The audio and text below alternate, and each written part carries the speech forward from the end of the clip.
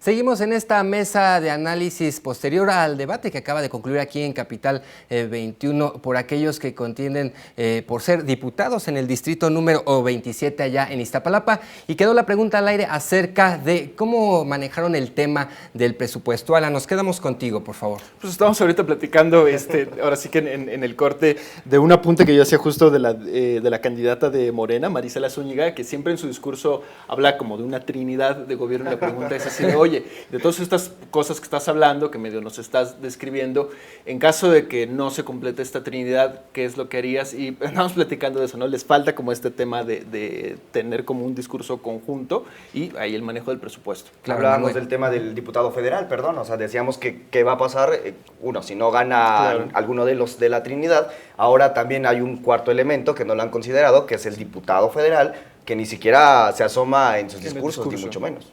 Claro, pues este problema es complicadísimo porque, bueno, a veces hay distritos en la Ciudad de México que tienen acceso a más recursos que los diputados federales por el nivel de densidad de población, como bien tú lo decías. Iztapalapa está densamente poblado y tiene acceso a muchos recursos y programas sociales, sin embargo, ha sido difícil que los gestionen y los aterricen a nivel local, porque se han quedado sobre todo en la parte de distribuir dádivas, por así decirlo, en manera efectiva, pero pues eso tiene un coeficiente muy bajo para lograr reactivar la economía y para lograr formalizar el comercio e incentivar que haya más empresas a nivel local. Claro, Sí, claro. Y sobre todo yo creo también el tema es ahí la coordinación. ¿Cómo lo van a hacer y cómo van a trabajar con?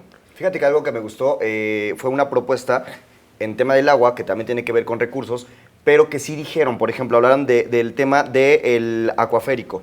O sea, nos dijeron ya un proyecto, ya tiene número ese proyecto, entonces eso es muy bueno. Nos dijeron que iban a gestionar recursos como tal para el tema del mantenimiento de los pozos, reactivar los que no están, y eso te da un pulso a la gente que nos está viendo allá en sus domicilios, de que conocen el tema. Es decir, no nada más es decir, voy a llevar agua por llevar agua, sino es decir, hay un tema de que los pozos no están funcionando al 100%. Hay un tema de que hay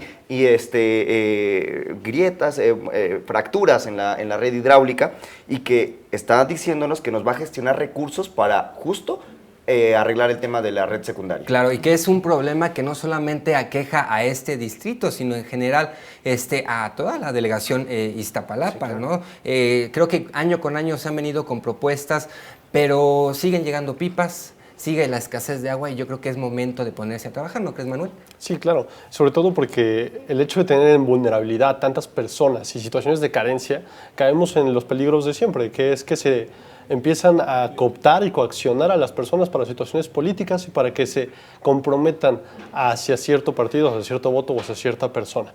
Que ese es un riesgo enorme que ya se debe de superar, ya sea en estas próximas legislaturas, y que los próximos candidatos o los próximos diputados tienen que comprometerse a buscar una manera en que sea sostenible el apoyar a la gente económicamente y solucionar los problemas que se tienen a nivel local.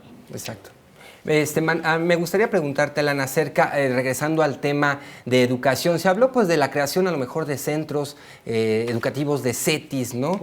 Pero, ¿qué hace falta para llevar a cabo esas acciones? Pues digo, creo que sería importante como comprender justo el tema de, ¿por qué está el tema de la deserción escolar, no? ¿Por qué los jóvenes de Iztapalapa que deberían de estar en las escuelas, pues no están ahí, ¿no? Se habla de un tema justo de desarrollo económico. Hace un momento Manuel mencionaba, ¿no?, que la delegación Iztapalapa, la economía no está formalizada, entonces pues por ahí se dan situaciones de carencias que derivan que la gente se esté metida en otras cosas. A mí me parece que sería muy importante el tema de reactivar la economía local. Con estas obras, por ejemplo, que tú mencionabas, lo del acuaférico y demás, pues al final son obras que se tienen que hacer sí o sí, y me parece que ahí el tema de se tienen que hacer esas obras, entonces pues vamos a activar la economía local, poniendo a trabajar a gente de Iztapalapa en esas obras y capacitándolos a lo mejor con estos centros educativos que ya están en toda la ciudad. Y que sea educación de calidad. Claro, el tema, por ejemplo, Lisbeth, la candidata también, ella es una candidata joven, sin embargo nos decía y habló muy de frente, no le tuvo miedo al tema de la reforma educativa.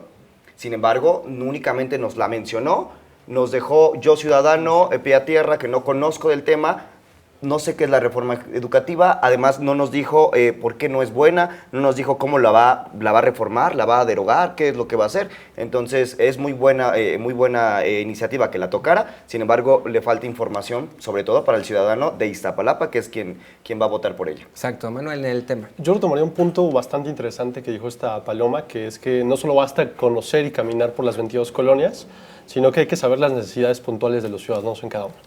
Y a partir de esas necesidades empezar a diagnosticar, visibilizar cómo podemos hacer que los jóvenes no dejen la escuela y que no caigan en redes de crímenes o que no se incorporen a situaciones de criminalidad que después los hagan o salir de la escuela o ser de plano personas que no están acordes a la normativa o a la ley como tal.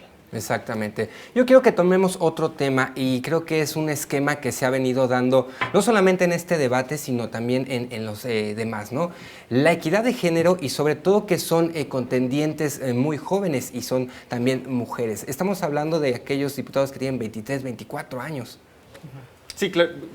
Vimos el tema de la candidata del Frente, Paloma Castañón, que trae claramente en su discurso el tema de la agenda de género. Habló de la importancia de legislar, ¿no? De tipificar que el feminicidio se esté considerado en el Código Penal como tal. Y habló también de un tema, porque además el tema de la prevención justo pues, no es un tema nada más que le compete a la delegación, es de todo el gobierno central de la Ciudad de México.